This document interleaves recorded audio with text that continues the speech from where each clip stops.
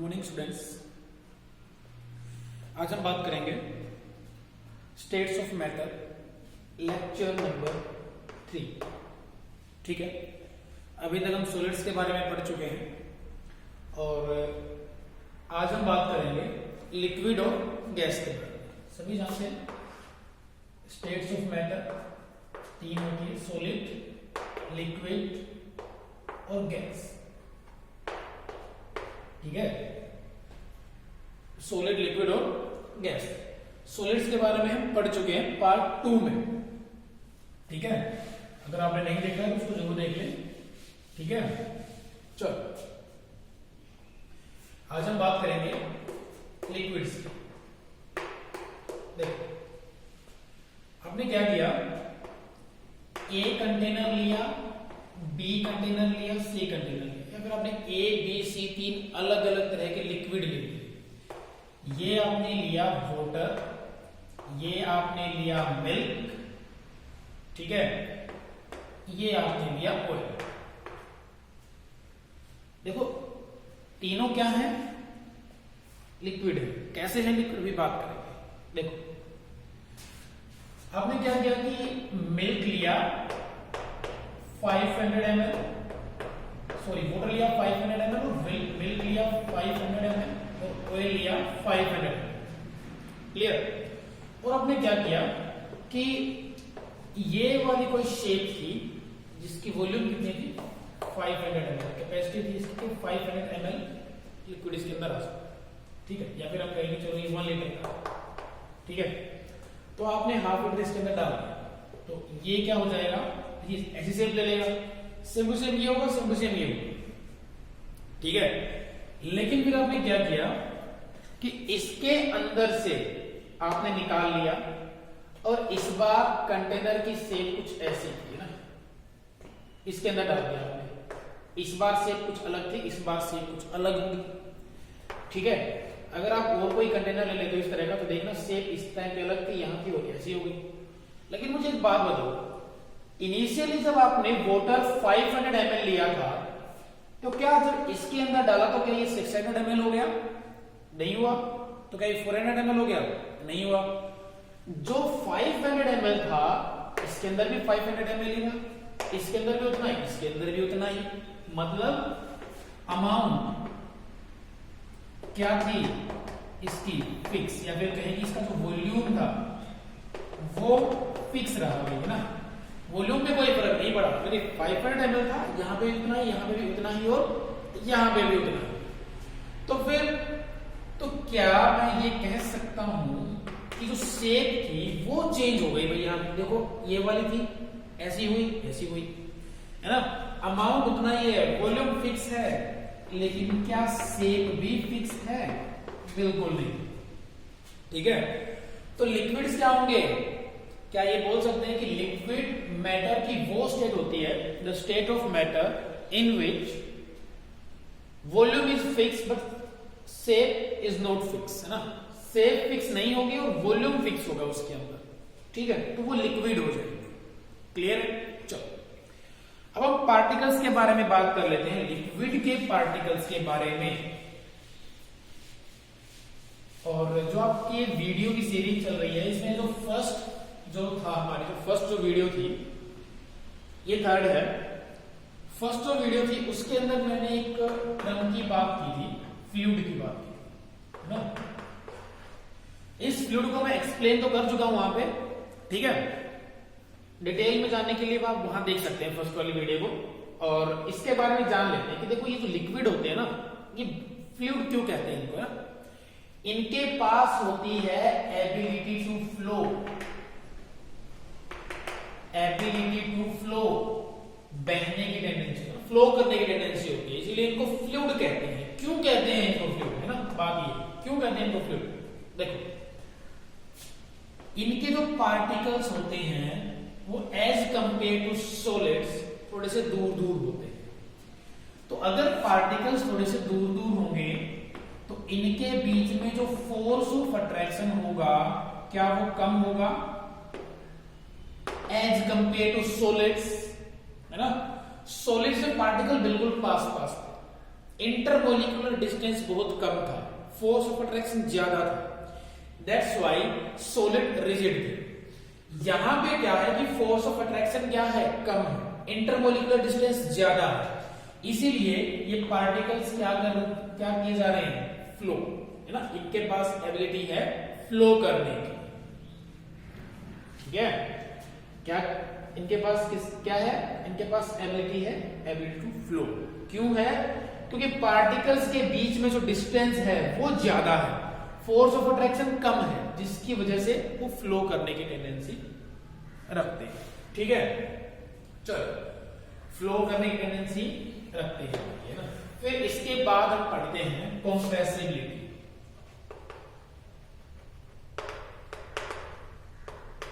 Compressibility, इनकी compressibility negligible होती है, नेग्लेजिबल होती है, ना के बराबर। सॉलिड्स की तरह लिक्विड की जो कंप्रेसिबिलिटी होती है वो ना के बराबर होती है ना, कंप्रेस नहीं कर सकते, ठीक है। फिर उसके बाद हम बात करते हैं डेंसिटी की। डेंसिटी क्या होती है भाई, डेंसिटी आपकी होती है m/v, मास बाई वॉल्यूम, ठीक है। अब मास बाई वॉल्यूम डेंसिटी होती है, और सॉलिड्स के केस में जब हमने पढ़ा था तो पार्टिकल्स टाइटली पैक्ड होने की वजह से उनका वॉल्यूम कम था। अगर वॉल्यूम कम था तो डेंसिटी ज्यादा थी। यहां अगर मैं बात करूं लिक्विड के केस में, अगर मैं उतने ही पार्टिकल्स लूं जितने मैंने सॉलिड के केस में लिए थे, तो यहां इंटरमोलिकुलर डिस्टेंस ज्यादा होने की वजह से मास तो पार्टिकल उतना ही है तो मास तो उतना ही रहेगा, लेकिन इस बार जो वॉल्यूम है वो बढ़ जाएगा। लिक्विड के केस में वॉल्यूम क्यों बढ़ा, क्यों बढ़ा, क्योंकि इंटरमोलिकुलर डिस्टेंस ज्यादा है ना। पार्टिकल अगर उतने ही है, इंटरमोलिकुलर डिस्टेंस ज्यादा है, तो इनके अंदर, लिक्विड के अंदर जो डेंसिटी है वो क्या हो जाएगी, अगर ये वॉल्यूम बढ़ेगा तो डेंसिटी क्या हो जाएगी, कम हो जाएगी। तो लिक्विड की जो डेंसिटी होती है वो क्या होती है, लो होती है एज कंपेयर टू सॉलिड्स, ठीक है। सॉलिड्स के कंपैरिजन में लिक्विड की जो डेंसिटी होती है वो कम होती है, क्लियर। फिर इसके बाद हम बात करते हैं फ्लूइडिसिटी हो गया, कंप्रेसिबिलिटी हो गया, डेंसिटी हो गया। इसके बाद हम बात करते हैं diffusion. Mixing of particles is called diffusion. इसको भी हम फर्स्ट पार्ट में डिटेल में पढ़ चुके हैं, ठीक है। तो हमने पढ़ा था सेकंड वाले पार्ट में कि क्या डिफ्यूजन सॉलिड्स के अंदर होता है, तो हमने पढ़ा था कि नहीं भाई, है ना, सॉलिड के पार्टिकल्स के अंदर डिफ्यूजन नहीं होता है। तो क्या लिक्विड के पार्टिकल्स डिफ्यूजन होगा इनके अंदर, बिल्कुल होगा, है ना भाई। डिफ्यूजन क्या होगा, लिक्विड के जो पार्टिकल्स होंगे ना उनके अंदर डिफ्यूजन होगा, ठीक है। कैसे होगा, अब ये देख लेते हैं। ये मैंने लिया वाटर और इसके अंदर मैंने डाल दी इंक। जैसे ही मैं इंक डालूंगा, कोई कलर डालूंगा इसके अंदर, तो क्या होगा, वो कलर धीरे धीरे ना स्प्रेड करने लगेगा, है ना। वो इंक जो है वाटर में जाने के बाद धीरे धीरे क्या करने लगेगी, स्प्रेड करने लगेगी। और जो स्प्रेडिंग हो रही है वही क्या है, डिफ्यूजन है, क्योंकि इंक के पार्टिकल्स वाटर के पार्टिकल के साथ इंटरेक्ट कर रहे हैं ना, मिक्सिंग हो रही है उनके बीच में, इसी को हम क्या कहेंगे, डिफ्यूजन कहेंगे, क्लियर है। अच्छा, तो क्या जो ये डिफ्यूजन होता है, क्या ये किसी चीज पे डिपेंड भी करता है ना, क्या ये डिपेंड करता है। देखो आपने क्या लिया कि क्या किया आपने, तो हनी ले लिया, ठीक है, और एक आपने इंक लिया। तो आप पूछोगे हनी जो के पार्टिकल जल्दी मिक्स होंगे या फिर इंक के पार्टिकल जल्दी मिक्स होंगे, तो आप बता दोगे कि इंक के पार्टिकल जल्दी मिक्स होंगे ना, एज कंपेयर टू हनी, है ना, क्योंकि हनी क्या होता है, ज्यादा विस्कस होता है ना, इसकी फ्लूइडिसिटी क्या होती है, कम होती है, और इसके पार्टिकल्स क्या होंगे, इजीली डिफ्यूज कर जाएंगे। टेम्परेचर पे भी डिपेंड करता है। ये किस चीज पे डिपेंड करता है? टेम्परेचर पे।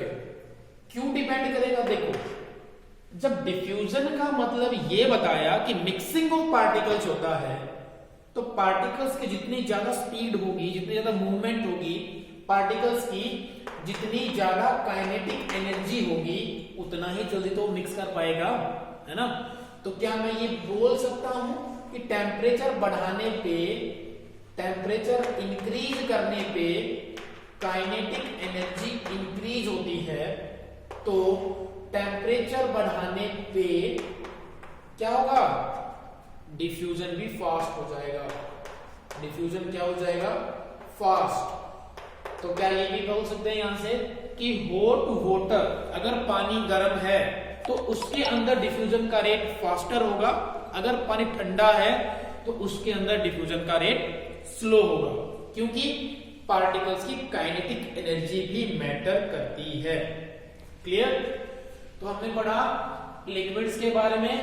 लिक्विड वो स्टेट्स ऑफ मैटर का वो होता है, वो स्टेट ऑफ मैटर होती है जिसके अंदर क्या होता है, जिनके अंदर वॉल्यूम तो फिक्स होती है लेकिन शेप फिक्स नहीं होती है ना। ये जो भी कंटेनर की शेप होती है उसी शेप को ये एक्वायर कर लेते हैं ना। तो इनके पास फिक्स शेप नहीं होती है, ये कंटेनर की शेप को ये एक्वायर कर लेते हैं ना। ठीक है, इनके पास एबिलिटी टू फ्लो होती है ना, फ्लो करने की टेंडेंसी होती है, क्योंकि इंटरमोलिकुलर डिस्टेंस ज्यादा होता है, फोर्स ऑफ अट्रैक्शन कम होगी, तो पार्टिकल्स इजीली फ्लो कर पाएंगे। उसके बाद कंप्रेसिबिलिटी, नेग्लेजिबल कंप्रेसिबिलिटी होती है, लिक्विड के पार्टिकल्स को नेग्लेजिबल कंप्रेस कर सकते हैं। Density, mass by volume.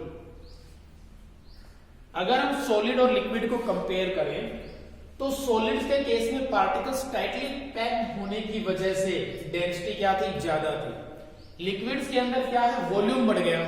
जब इंटरमोलिकुलर डिस्टेंस बढ़ा तो वॉल्यूम बढ़ गया, वॉल्यूम बढ़ा तो डेंसिटी कम हो गई। डिफ्यूजन, लिक्विड्स के अंदर डिफ्यूजन होता है जबकि सॉलिड्स के अंदर डिफ्यूजन नहीं होता है। और लिक्विड के अंदर भी बात करें तो गर्म पानी के अंदर डिफ्यूजन ज्यादा होता है, ठंडे पानी के अंदर डिफ्यूजन कम होता है, क्योंकि डिफ्यूजन जो होता है वो डिपेंड करता है काइनेटिक एनर्जी पे, और काइनेटिक एनर्जी डिपेंड करती है टेम्परेचर पे। टेम्परेचर बढ़ाएंगे काइनेटिक एनर्जी बढ़ेगी, तो टेम्परेचर बढ़ाएंगे तो डिफ्यूजन का रेट जो क्या हो जाएगा? फास्टर हो जाएगा। क्लियर? चलिए अब हम बात कर लेते हैं the third state of matter, gases के बारे में। हमने सॉलिड के बारे में पढ़ लिया, हमने लिक्विड के बारे में पढ़ लिया, अब हम बात करेंगे गैस के बारे में। ठीक है, अब गैस जो है थर्ड स्टेट ऑफ मैटर है, उसके बारे में कुछ पॉइंट जानने की कोशिश करते हैं। चलिए, गैस। अब देखो भाई क्या होता है कि गैस के पार्टिकल जो होते हैं ना, ठीक है, उनके पास क्या होती है? एक्सपेंड करने की एबिलिटी होती है। ठीक है, ये मेरे पास एक कंटेनर है, यहां पे इस कंटेनर के अंदर कुछ गैस है। ठीक है, फिर मैंने इस सारी गैस को इस वाले कंटेनर के अंदर क्या कर दिया? ट्रांसफर कर दिया। तो जैसे ही मैंने इस गैस को इसके अंदर ट्रांसफर किया, ठीक है, तो हुआ क्या कि गैस क्या थी? यूनिफॉर्मली प्रेजेंट थी हर जगह, तो यहां पे भी कुछ ऐसा ही होगा ना, यूनिफॉर्मली प्रेजेंट होगी, पूरे इसके अंदर ही प्रेजेंट होगी ना। तो अब एक बात बताओ, क्या मैंने गैस का अमाउंट चेंज किया है? नहीं किया। गैस की शेप देखो, पहले ये थी, अब ये हो गई, है ना। ठीक है, ये ले लेते हैं, है ना। गैस की शेप देखो, पहले ये थी, अब ये हो गई। वॉल्यूम अब इतना सा था, अब वॉल्यूम बढ़ गया, है ना, क्योंकि गैसेस जो होती हैं उनके पास एबिलिटी होती है, उन पार्टिकल्स के पास कि वो एक्सपेंड कर सकते हैं, है ना। उनके पार्टिकल्स, गैसेस के जो पार्टिकल्स होते हैं उनके बीच में, गैसेस के पार्टिकल्स के बीच में फोर्स ऑफ अट्रैक्शन बहुत कम होता है और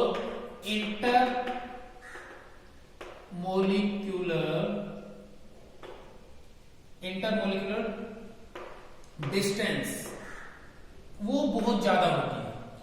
तो इंटरमॉलिक्यूलर डिस्टेंस जितनी ज्यादा होगी उतना वीक फोर्स हो जाएगी, उनके बीच में अट्रैक्टिव फोर्स क्या होगी उतनी ही क्या हो जाएगी, फोर्स ऑफ अट्रैक्शन क्या हो जाएगी, कम हो जाएगी, है ना, कम होती है इनके अंदर।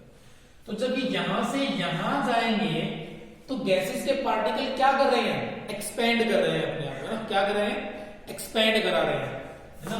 तो इनके पास एक्सपेंशन की प्रॉपर्टी होती है ना, ये एक्सपेंड कर सकती है।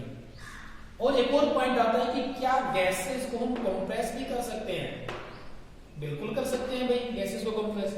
जब हम इतने सारे वॉल्यूम में से इस गैस को इसके अंदर लेके आएंगे तो हमें क्या करना पड़ेगा, इस वॉल्यूम को कम करना पड़ेगा, कम करना पड़ेगा, मतलब क्या करेंगे, हम इसको कंप्रेस करेंगे।